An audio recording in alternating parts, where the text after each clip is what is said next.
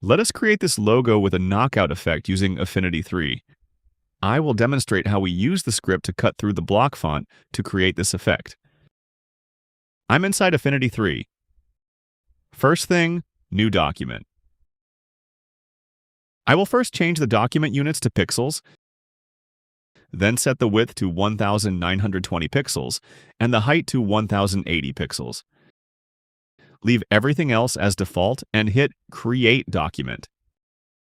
I'll be illustrating this inside the Vector Studio, and of course the Vector View mode is enabled.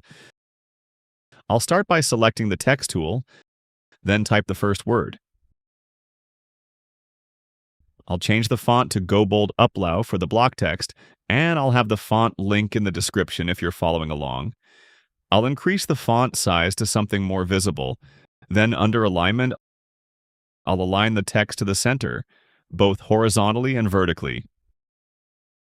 Next, we need the script text. So go ahead and type "By the Dawn."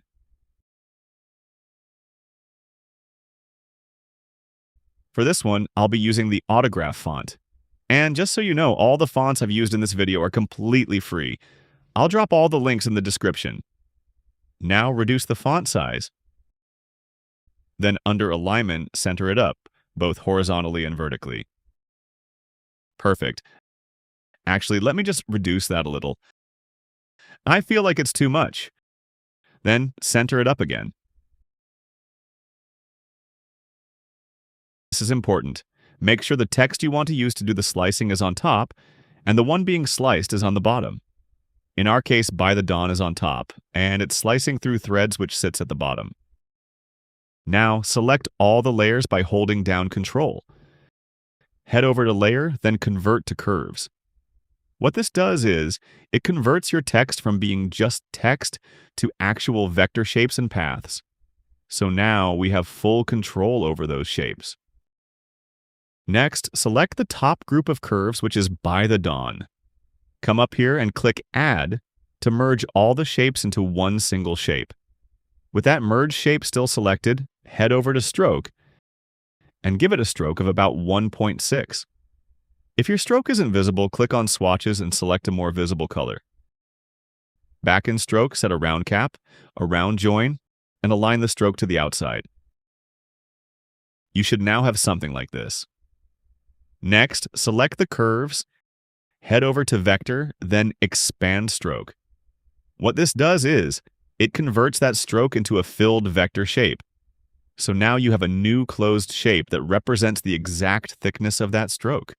For the final step, select all the layers, grab the Shape Builder tool, and under Action, we're going to delete the selected areas. In this case, we're deleting all the red areas.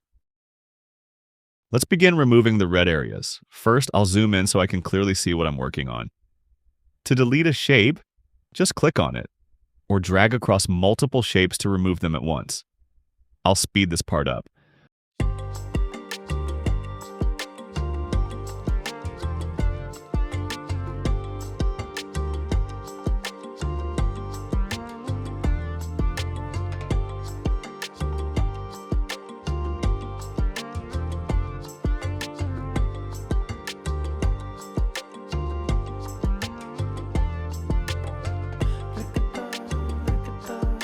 Once you're happy with what you've removed, go to the Layers panel and hide the red curves layer, or delete it completely since we no longer need it.